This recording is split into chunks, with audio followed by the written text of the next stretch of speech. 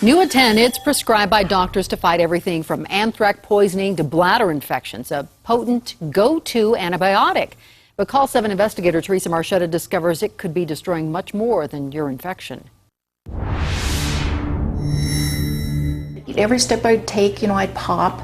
My back was popping. Every step for Sharon Figler is painful. It's not just the ligament issues. I've had muscle wasting. But she wasn't always this way. If we go out, I use a wheelchair.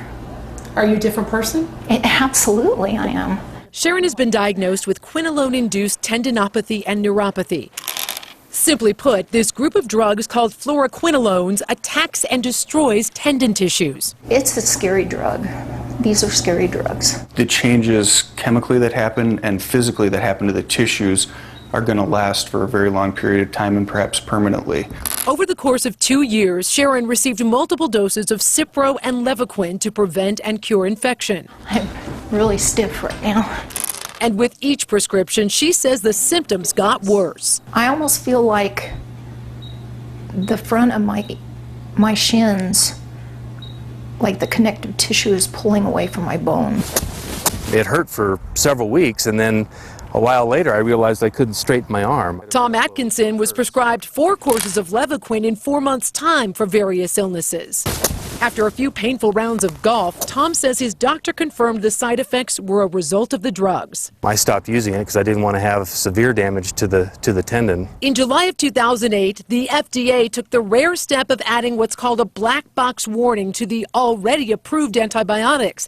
The move in response to an alarming number of reports of tendon ruptures in those taking the medications. I was just going doctor to doctor. I've talked to other specialists about it. Most of them are either not aware of it or they scoff at this and say, oh, I never see that in my patients. But Dr. Ronald Hansen says he sees it every day. So up here in this part of the ligament, there is some damage to that ligament. It's pain he can treat and hopes to heal using targeted injections. Little poke. While the treatment shows signs of promise, there's no guarantee of a cure. At the end of the day, it's the physician's responsibility to first do no harm. He says that includes using these antibiotics only when absolutely necessary. This is 100% preventable. Sharon and Tom want doctors to make patients aware of the warning before they write a prescription. I would expect on something like this that the warnings be more clear going forward, because it's pretty clear that it causes a problem. And Dr. Hansen tells me people who smoke or have previous tendon injuries are even more susceptible to these dramatic side effects. We asked physicians with the Colorado Medical Society why these drugs are so often prescribed.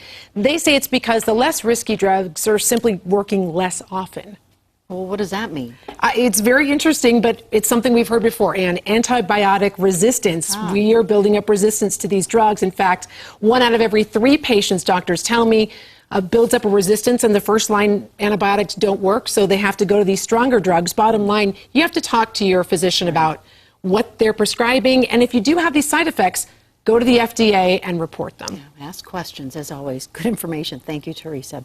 Now, if you have a story idea for the CALL7 investigators, call us, 303-832-7777, or you can email us at call7@thedenverchannel.com.